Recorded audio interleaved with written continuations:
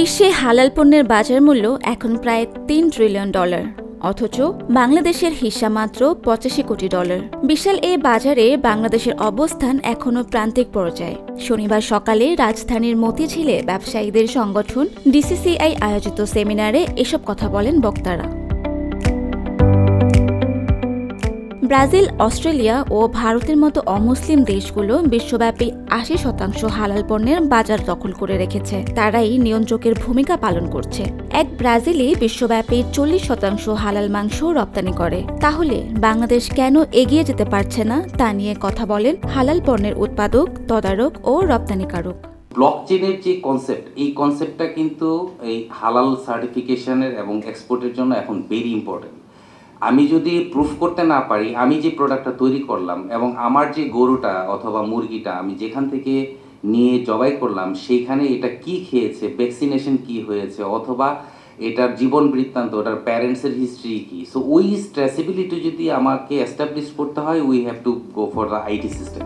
হালাল পণ্যের বৈশ্বিক প্রবৃদ্ধি 12.8%। বিশ্বের 180টি দেশ এই মুহূর্তে হালাল পণ্য আমদানি করছে বিভিন্ন দেশ থেকে।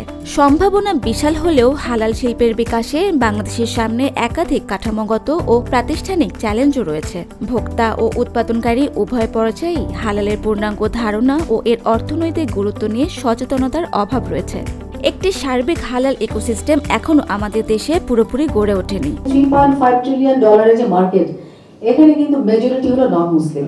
কেন? এই যে আমি বললাম যে একটা গ্লোবাল কনসিয়াসনেস তৈরি হচ্ছে, সোর্স ট্রেসেবিলিটি, আমার প্রত্যেকটা জিনিস ইনগ্রেডিয়েন্ট সোর্সিং থেকে শুরু করে শেষ পর্যন্ত আমার টেবিলে আসা পর্যন্ত এই প্রত্যেকটা প্রসেসের পুরোটাই হালাল এবং এটা ইন্টিগ্রেটেড কোলাবোরেটিভ এফোর্ট এবং এর কোয়ালিটি কন্ট্রোল, এটা সবাই চায়। মুসলিম জনগোষ্ঠী ছাড়াও অমুসলিম দেশগুলো হালাল পণ্যের গুণগত মান ও স্বাস্থ্যসম্মত উৎপাদন প্রক্রিয়ার জন্য এই শিল্পের দিকে ঝুঁকছে। বিশ্বে হালাল বাজার যে গতিতে এগিয়ে চলছে তা বাংলাদেশের জন্য একটি বিশাল সম্ভাবনার দুয়ার। কারণ সংখ্যাগরিষ্ঠতার দিক থেকে আমরা বিশ্বের 4র্থ মুসলিম অধ্যুষিত দেশ এবং আমাদের কৃষি, পশু সম্পদ ও মৎস্য সম্পদের সরবরাহ অনেক বেশি। এলডিসি গ্রাজুয়েশন হচ্ছে আমার 2026 সালের পরে। শুধুমাত্র একটি দুইটি খাতের উপর নির্ভর না রেখে অন্যান্য খাতকে এক্সপ্লোর করা আমাদের জন্য যেটা বলে ফরজে আইন হয়ে গেছে এখন আর কি।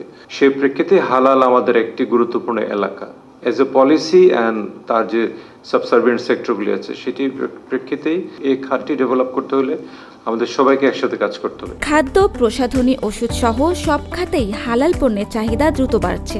হালাল সার্টিফিকেশন, ল্যাবরেটরি, মান নিয়ন্ত্রণ ও অনুসরণ যোগ্যতা ব্যবস্থায় বড় ধরনের বিনিয়োগ জরুরি বলে জানিয়েছে আলোচকরা।